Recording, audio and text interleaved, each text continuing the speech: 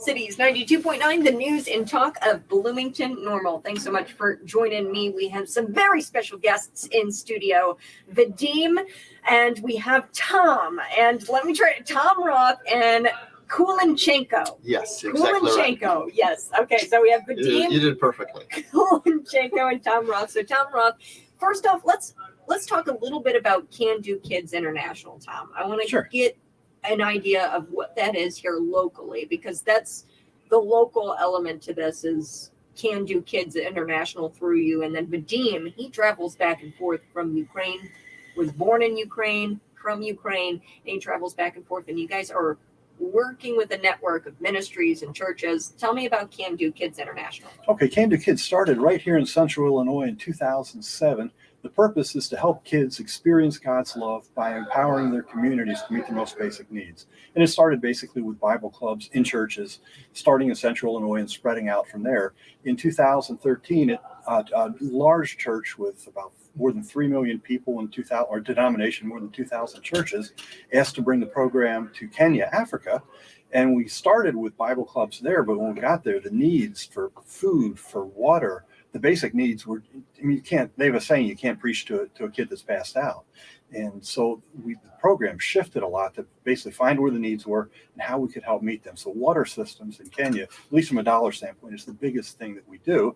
And then in 2017, thanks in large part to Vaydym, they liked the program. They wanted to see if they could be part of it in Ukraine. Now, Ukraine, they were already doing fantastic work. They have a network of ministries, churches, ministries, hundreds and hundreds that work so well together. I feel like, they're getting the short end of the stick by having us join into the movement there, but they wanted us nevertheless. So we were happy to go there and be involved in children's ministry, which started with a camp ministry. It was a big thing in 2015 and your other typical children's ministry things. Well, then everything changed on February 24th when the Russians invaded. And our daughter actually was there working for Can Do Kids, teaching English, working Bible clubs, and in Ukraine when the war started. And so we've got a personal connection in addition to our great friends and co-workers there. And Vaydym is representative. I mean, if the rest of Ukraine is like Vaydym, Russia doesn't have a chance. Right.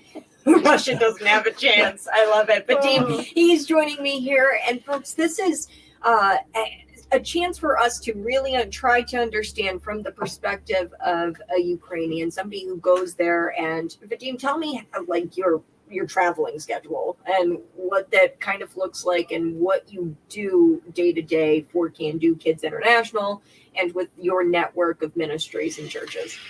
Well, because of the war, there's no flying in Ukraine, and for us to get outside the country and to travel somewhere, there are a couple of things needs to happen. The first one is you have to have a special permission from the government to leave the country because of the draft and because of the martial law. Men are not allowed outside the country unless you have a humanitarian or other related reason for that, and you are definitely going back to Ukraine. And so every time we need to go, I have to go through that process and applying for approval and getting the permission, and then just for me, because I live in the central part of the country, for me to get to a plane only, just to fly somewhere, and then from the plane back home takes 4 days. 4 days just to travel and to get to, a place where I can actually travel, So my day-to-day, I'm a pastor of a church back home and also part of a group of ministries that we do all different things in different cities and communities. And so it's a lot of traveling. It's a lot of talking to people. It's a lot of work on the computer and doing, communicating and all those things. And as well as working with internally displaced people locally, as well as, on a country level, providing whatever is needed. Now, 410,000 people you've evacuated out of war zones. Yeah, within a year and a half. Yeah, the network, not Vaydym personally. Yeah. But he's evacuated quite a few. Yeah, us personally, we evacuated several hundred, I'm thinking, people, but the network and the volunteers, the transportation that we had, and we're able to purchase and all that. So yeah, it was a lot. The first 6 months, I would say, that was number one thing that most of the ministries were doing, getting people to safety. Yeah. Well, they kind of worked two ways. They went east to get people out of harm's way, and then they also went west to get supplies, and then to bring the supplies to the people. I don't remember if we talked about it last time, Kat, but if we were in Ukraine right now in Bloomington Normal, you could picture a city the size of Bloomington Normal. What would we do if almost 60,000 people showed up almost overnight, needing food, needing shelter, needing medical? And that's been their reality for the last, how many days has it been? 460, actually 470. And then they were today. The day we're taping this interview, 470 days of Yeah. that. So there's a lot of people need to be moved, and a lot of supplies need to be moved. And folks over here have generously stepped up and helped with the cost of some of that, while the people over there basically put their lives on the line. I mean, again, Vaydym's humble, so he's probably not going to tell you this. He was in a city, and I can't pronounce it correctly, but for like 3 or 4 days evacuating people. Basically, there's a bus station, train station in the middle of the city. And as soon as he left, how many people were killed there? 50. Yeah, and hundreds injured. That's the kind of places that they go to get people out of when they can. We're talking with a Ukrainian pastor. He was here in central Illinois. They were out at, where was it? Community Bible Fellowship in El Paso had an Fellowship. event there earlier in the week. And we're talking with Tom Roth as well. I want to bring in the news. There's this new news, and it's terrifying when you watch the dam explode. I can't pronounce. What is it? Kaverkar Dam, Kovkar Dam. Nova Kakhovka. Nova Kakhovka. Kakhovka. Yeah. I'm glad you're here. That's the place. This dam. Tell me about the dam. It's. Is it? What does it do for? So that's the dam that has the biggest water reservoir in Ukraine. It's very strategic in terms of providing fresh water to Crimea, and then also the southern cities of Kherson and others. And this is the second time in history of Ukraine that it happened. The first one was in 19, if I'm not mistaken, 42-ish, where they blew it up when Germans were departing. They blew that up so that and then it would flood some Germans and some Soviets and civilians, of course. And so over 10,000 people, they say, died. And then now they did it again. It's like the irony about this is that they're trying to say that Ukrainians have Nazi in Ukraine, but Russians do the same thing Nazi were doing during the World War II. And it did a lot of damage. The damage is, they estimate that it's going to take about over $1 billion to repair in 5 or 6 years of time to actually get to where it was before. And I'm guessing right now about 1,900 houses were flooded on the right bank of Dnieper River. And then there's a lot of flooding in the left bank, which is occupied at the moment. And unfortunately, the occupation government don't do anything to evacuate people and help them out. So, and us, we can't do anything about it because it's still under missile attack and under occupation. So what we can do on the right bank, our government does, but yeah, that's all we can do for now. So this dam exploding, I mean, this could kill people because their homes are flooding, and I mean. Yeah, we do hear some people already died because of that. The water, was coming in slowly, so it wasn't like a tsunami type of a deal. So the death toll is maybe low, but the damage, I mean, thousands of people left without at home basically as of now. So, Vaydym, what I want to ask you is, there's been people saying that this and the Nord Stream 1 and 2 pipelines look familiar, and we know now that it might not have been the Russians who blew up their own pipeline. People have said that. I don't know. According to the Jack Teixeira and this European intelligence group, they've shared this on Discord, and it talks about evidence linking the Ukrainian government to the attack that took place in the Baltic Sea. That was that underwater Bolt Ops 22, I think it is, where NATO nations were doing a summer training exercise. And in this summer training exercise that took place in the fall or in the summer, and then in the fall, that's when the pipeline blew up in certain areas. I don't know the truth. I have no idea what the truth is behind that, but people are saying that this is the dam and the Nord Stream 2 pipeline coming from the Ukrainian government, but that's not what I've got AP pulled up here.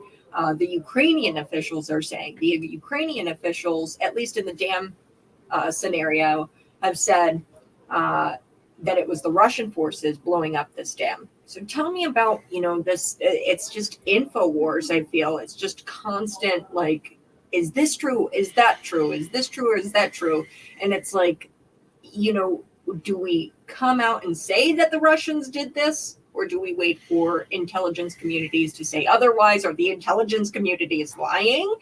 The European intelligence community could have come out and lied about the Ukrainian government being behind the Bolt Ops 22 operation, that operation to blow up the Nord Stream pipeline.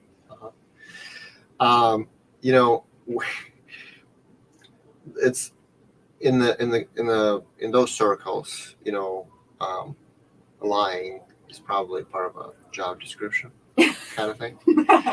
And I knew I liked Lydia. We really don't know to say, this, we would kind of feel like it was done by, Russians, but these days the war is both. It's physical and it's informational. So it's a hybrid type of the war. And all these, fronts are adding to one another. And I would take the approach where I would say, okay, what would be the reasoning and why would Ukrainians do it? I mean, is there any benefits for us in terms of winning this war to blow it up? Because it goes to, basically, eventually goes to European Union and all that. So I personally don't think it's us. I think it's them, as well as the dam. And the way they've been trying to do things, they would do something and then they would say this was Ukrainians. Like those missiles that they shoot at Russian territories, they say that this is us, Ukrainians, who do it. Where eventually we see all this footage that shows that, the direction the missile's coming from, which we're far from Ukraine. And we don't really have a reason to, shoot at Russian civilians on Russian territories. Because, what good would it do? For, So, is there honestly, a shift happening where Ukraine is taking an offensive? Yes, we are taking an offensive. So then in that case, it would make sense? The only people who are actually fighting on Russian territories right now are the Russians themselves against the Putin regime. We have an international, is it what, legion? Or what's the word for the, like a group of... Legion, yeah. Yeah, so it's called International Legion that consists of ethnically Russian people who, have Russian passports, and they actually fighting on Ukrainian side against Russian army. Right. And so these guys are now in Russian territories that border with Ukraine, controlling several cities at the border right now. So that's the only ones. And of course there are forces, there are secret services in Russia, Ukrainians. But even if we're aiming somebody, those are military objects and goals that we are trying to weaken, basically the either Russian propaganda machine or actual forces. But I would say that it wasn't us in terms of the Nord Stream. Mm-hmm. Kat, can I offer a perspective from my fellow Americans who maybe don't think Russian? Yeah. Are you a chess player? Yeah. Yeah. Okay. Have you ever played with anyone from Russia or that part of the world? In Russian part of the world? No. Well, I'm not a very good chess player, but I've never beat anyone from that part of the world because they think very strategically. Here in life in America, we think the next step. We think very tactically. The next day, what are we going to achieve today or tomorrow? They're thinking 10 steps ahead. So when we see something happen, it's not like it may look like something happened on the spur of the moment or something that was opportunist, but they have probably planned it and pursued it for a long time because they're very, very strategic in what they do. So we've got to remember that not just with what happens, but with information that comes to us. It's not an accident. It didn't happen randomly. And they're working towards an end game that's way in advance of where we're probably looking. So a good thing to have in the back of your mind when you hear news that may seem a little hard to discern for you. Right. Yeah, and that's one thing that the whole test. Who tested the explosion on the dam?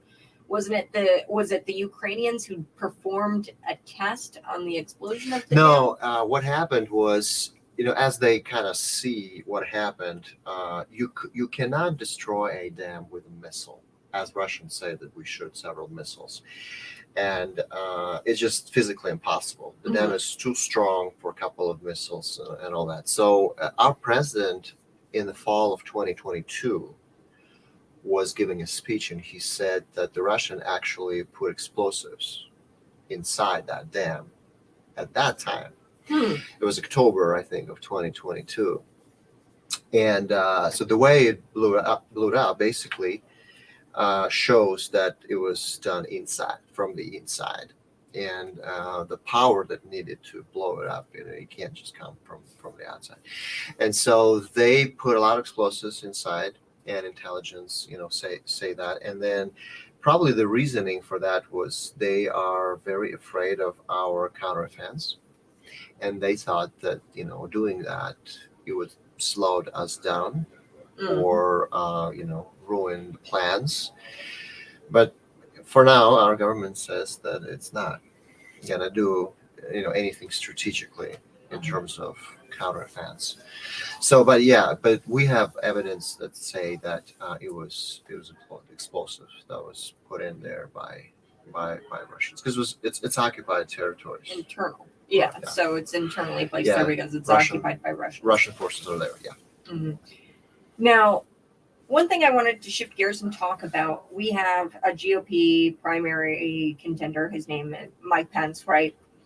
He comes out and he says that Joe Biden has been too slow in providing military resources to Ukraine. Your reaction to this? He says, quote, they promised 33 Abrams tanks back in January. We're still waiting on them. We're waiting on F-16s. Your thoughts, Vaydym? Yes, it's slow, but the way the Western world works, you guys, first, if you want to do something, you need to plan for it. Then you need to budget for it, and then you create a plan for it, and then you execute. It's a little bit different in Ukraine how we do things, but you're roasting us right now. But so there's it's true though. There's part of it that's we really think it's too slow. Yeah. From the other hand, I guess it's the only way you can do it, kind of thing. Can you do it faster? Probably. I mean, I'm not very well, enough aware of what's possible, what is not possible in the United States. But from what what our people say, and I don't know if that's really even have a place to be there, but Russia has been in the region, for a while, and the whole political situation there, that we feel like the Western world don't see a picture of the world without Russia being there as it is.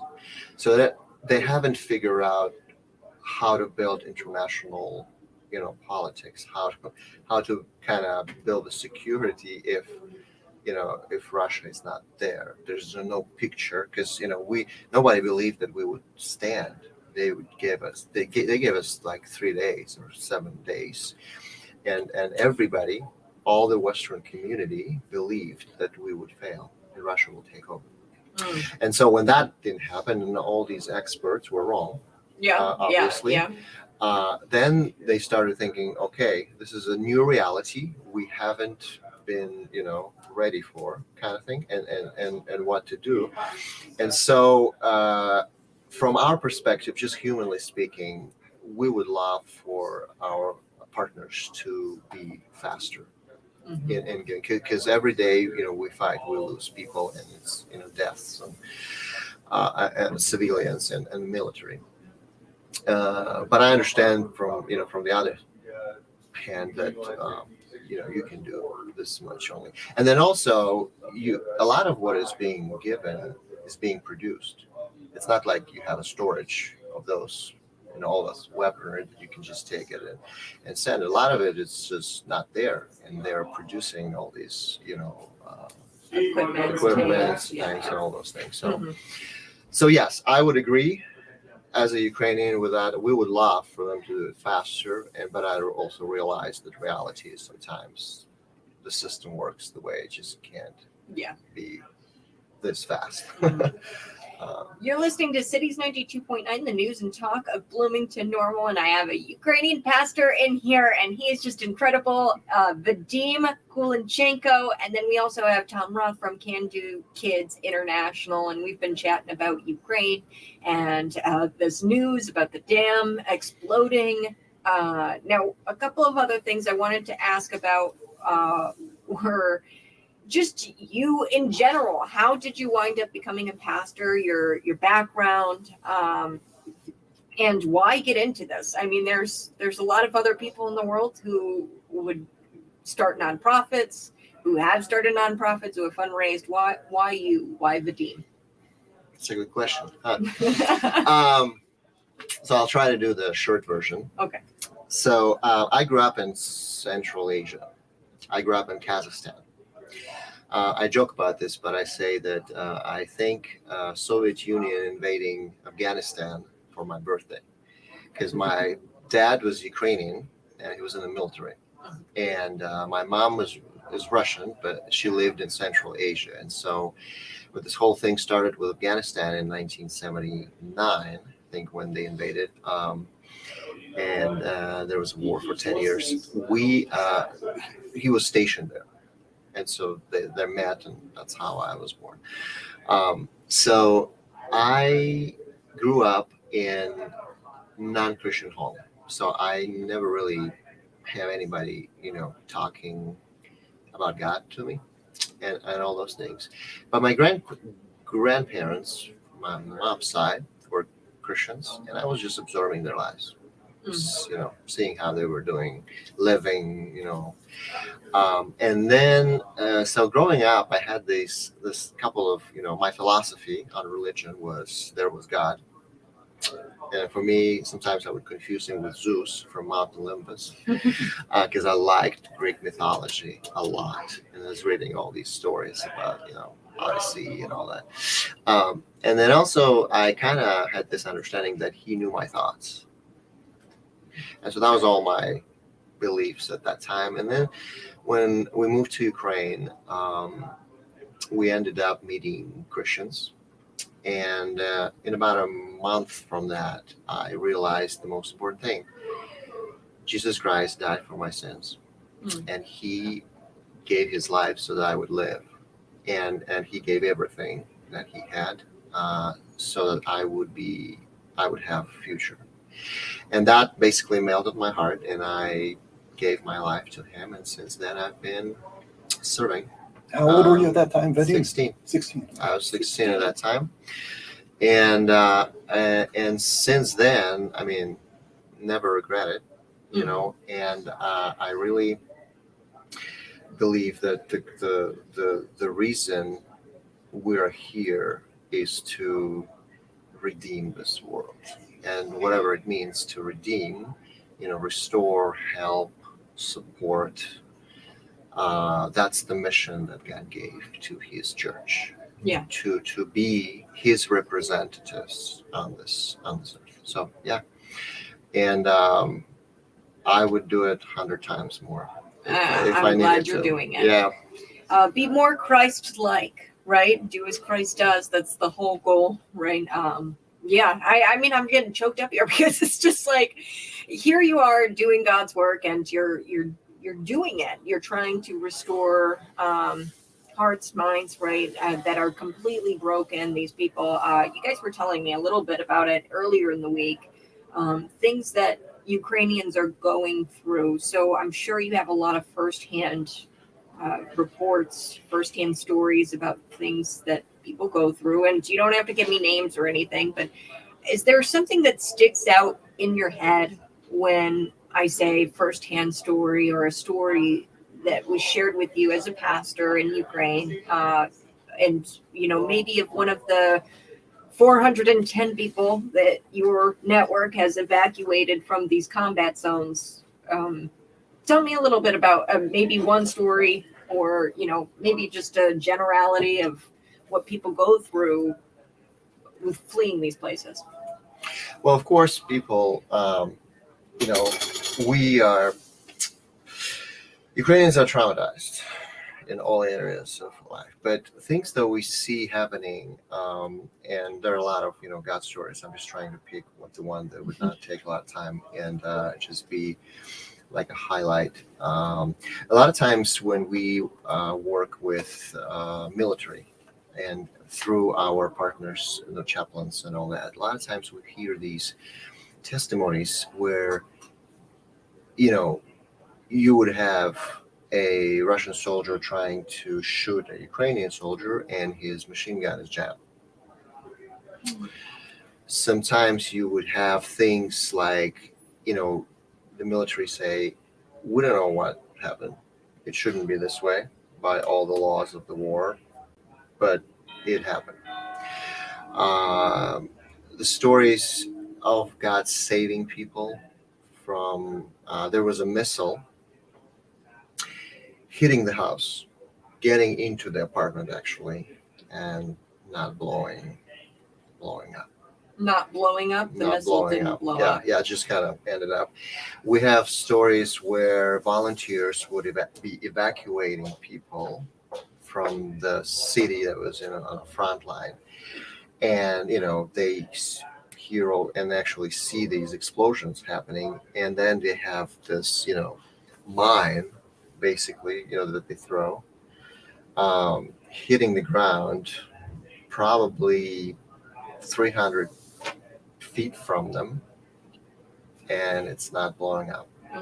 You know, I know you told me about this story, and it stuck with me all week, and I've been praying on it. And it's just this, like the children can recognize the sound of the missiles. Yes, they can recognize what it is because they hear them all the time. And a lot of them, you know, would stay in the basements, especially in the closer areas. And yeah, they can hear what is coming in, and they can recognize it. And then they have the timing. So the way they do it, like they know that, you know, this mine comes in, flies in, and it blows. And then they've got about 2-3 minutes before anything else can happen, because you have to, you know, time to recharge and all that kind of stuff. And so kids go out the basement and play for 3 minutes, and then go back down, and another mind come in. So it's just these crazy stories. It's so like sad. that. Yeah. So sad. Well, and you talk about the Putin regime, evil. You can see this. A war is just so evil, and you can see it on Putin, how evil he looks. He's just an evil being. But one thing I wanted to ask about was, do you think that his heart or the Russian government, their hearts could ever soften and we could have some sort of world where Russia is a part of our world? Well, because you mentioned, hey, these leaders they can't even fathom a world without Russia. And maybe that's where we're at. Should we even have Russia as a nation anymore? Should it dissolve? Well, even though, unfortunately, most of the Russian population gave into the propaganda and support what Putin's doing, I would distinguish between Putin regime and Russia as a whole, because there are, good people in Russia that kind of understand what is happening. And so, recalling the scriptures and Daniel, book of Daniel in particular, it says there that behind every king, behind every big leader, there's spiritual powers, and I think there's a strong hold behind, basically demon behind Putin and what is happening. And I personally don't believe that Putin will change, because just looking at his history of who he is, he's a former KGB guy, and he, was just trained and was doing things, and he came into power because one of the things that helped him get into power is he blew some Russian buildings and said that there was Chechen people who did it. And so he has no heart in the sense of emotional attachment to whatever is good and all that. The conscience is not there. And I don't believe that he will come around. But the possibility of Russia becoming different, there's a slight possibility that it actually can happen. For me to say that, it's kind of difficult because for the last 400 years, Ukraine and Russia had pretty intense relationships. Mm-hmm. We fought for our independence, and a lot of it has to do with Russia wanting to kind of conquer us. Russia is the only country probably that has its origin not in Russia, because Kiev was the origin of eventually Russian nation. And so I think it is possible, if it's not Putin there, and maybe not all these people that surround him. Mm-hmm. But it's gonna take some time. Yeah, I would guess. Yeah. Cities 92.9, the news and talk of Bloomington Normal. We're talking with Vaydym Kulinchenko, and he's a Ukrainian pastor, and he's working with Can Do Kids International. Tom Roth. Tom, you wanted to chime in? Oh, there's just so much. Yeah, Vaydym is saying it so well, but you were talking about the people and the needs and the work that's being done, and of all this relief work that's being done, more than 50% of it is done privately by Christians, by this network of churches, of ministries, and the thing that we're a very, very small part of. But the Christians, the Protestants in Ukraine number less than 3%, yet they're doing more than half the work, which I think tells you the kind of people that you have. They're resilient. They're used to this. It's shocking to us, but their history this is their history. This isn't something new. And so it's really encouraging to just be friends with the Ukrainians, watch what they do. And like, Vaydym says, we take so long to make plans and execute plans. They've got a saying, they say, we're building the plane as we fly it. They can react very quickly, and they've done this in children's ministry. They do so well, so fast, and now they're doing it in something they never planned for, war. So it's just, from my standpoint, it's just so encouraging to be connected to people in this part of the world. It's not just Vaydym. He's to us, he's a hero. To Ukrainians, he's one of many heroes. There's a whole country of people like him, and we should be very fortunate as the United States to have them as a friend. Mm-hmm.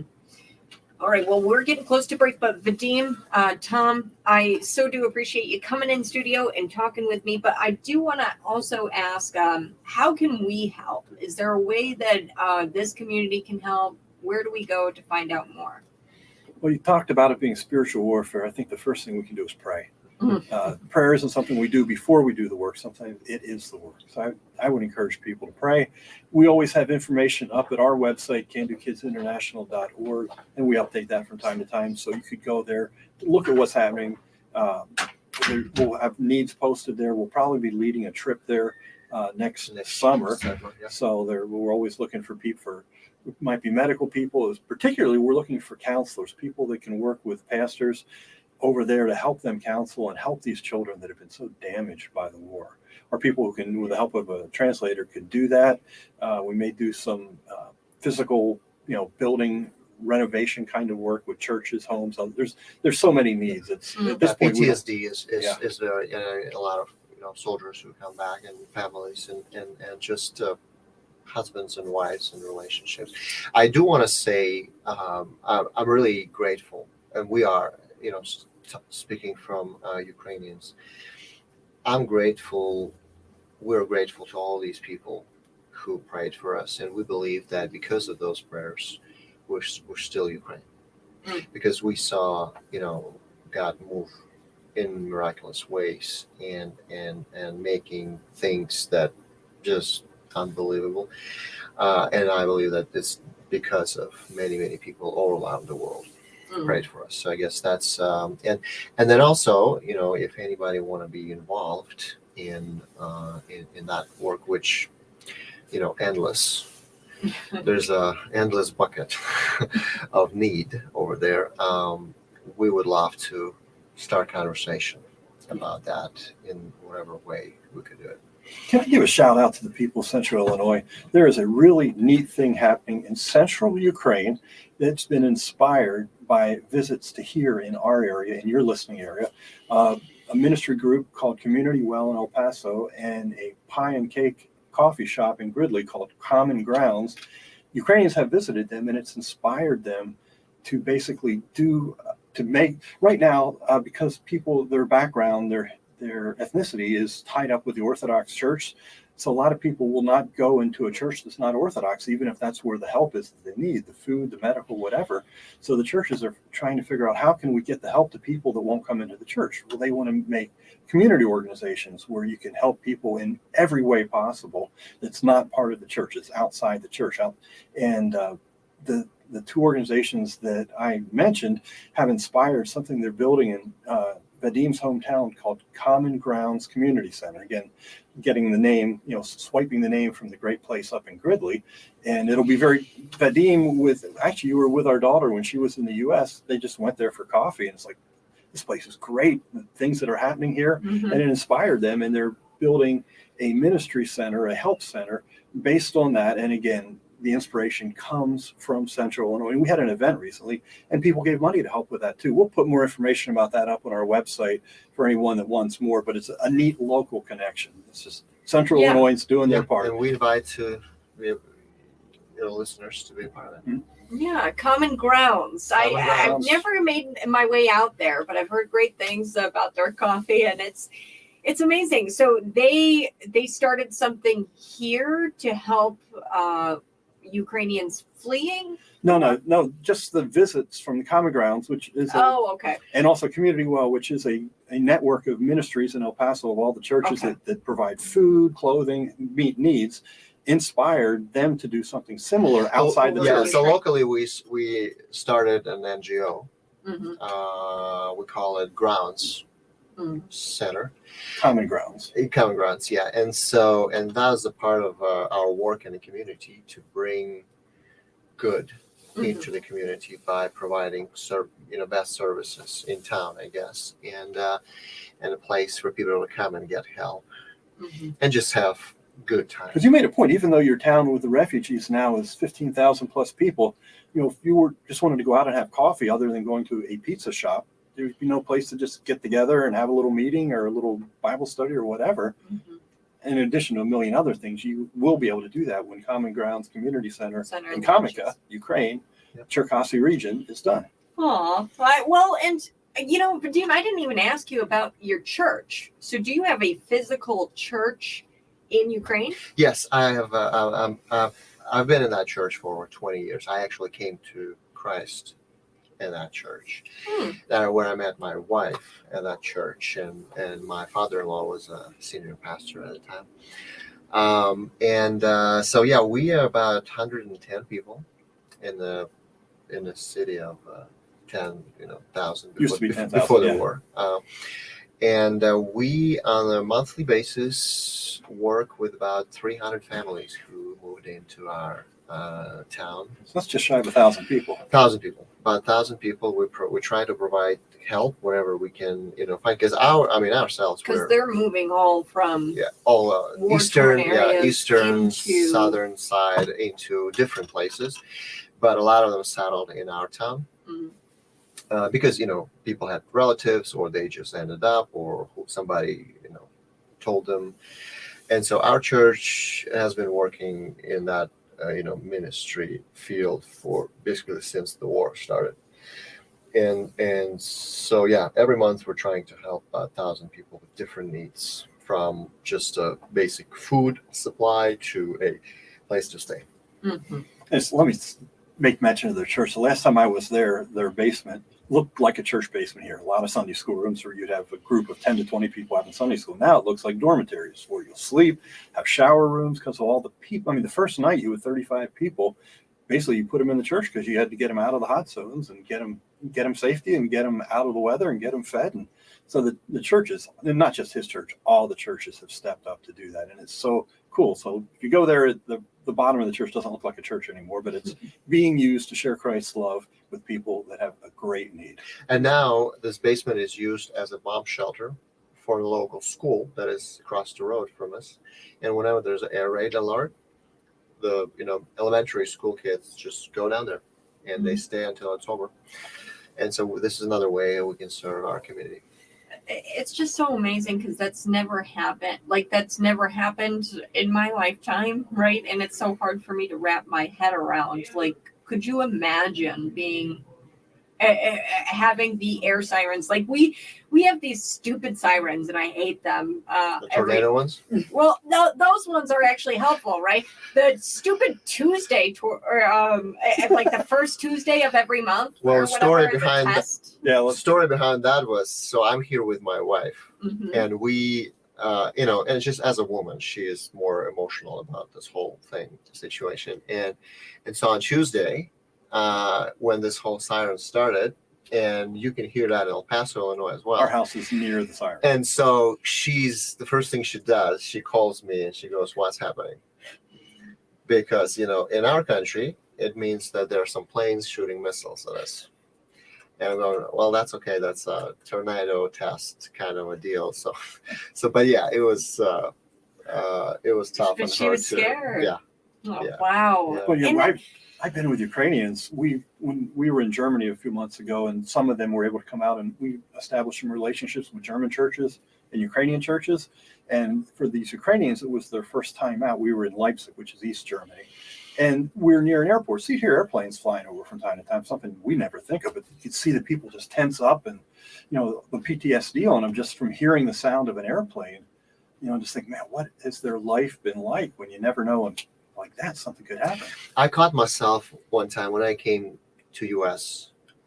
This time. I was sitting in the restaurant, and I caught myself noticing that there was a plane flying over us. It's just, we don't even realize probably what it did to our cycle. Yeah. But And that should remind us, as Cities 92.9, the news and talk of Bloomington Normal, folks, this should remind us that we have it so good. Amen. I mean, we have it so great here in the United States. That's never happened to me. That's never even come close, I think, to happening. I don't even think that's really happened in American history where we're attacked like that. Pearl Harbor, right? We've got that, which... Grandparents were getting onto the table in those drills back in the day. Yeah, we did too. In this country. But we spend a lot of our time talking about things that could be better because we want them to be better. Mhm. We have so much to be thankful for in this country. I mean, you could fill up days and days of programs of a long, counting your blessings, that even the worst of us have so much more opportunity and so much more security, so much better of almost everything than 99% of the rest of the world. And one thing I think we Americans really need to do is be thankful for what we do have, to appreciate it. And then also with the help that American people provide, you guys contributing a lot to peace in Europe, like big time. It seems very far, we're across the pond, and it's like minimum 8 hours flight to get to whatever, England or something. But the situation that is happening in Ukraine, there's a fight for freedom in Europe. There are several dictatorship regimes out there still in the world, and one of them happened to be Russian.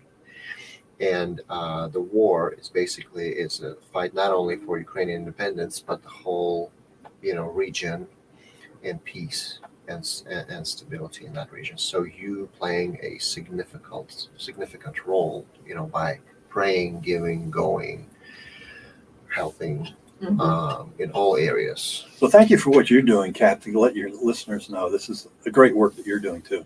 Yeah. Well, folks, I really appreciate that. We have got to go. But thank you so much for taking so much time and helping me understand what's going on in Ukraine. Those stories really do put it into perspective, I think, for us here as Americans. And this isn't just I remember at the beginning of the war, people said that it wasn't happening. I remember that. And then I'm just like, wait a second, guys, here's the dam blowing up. Do you see this?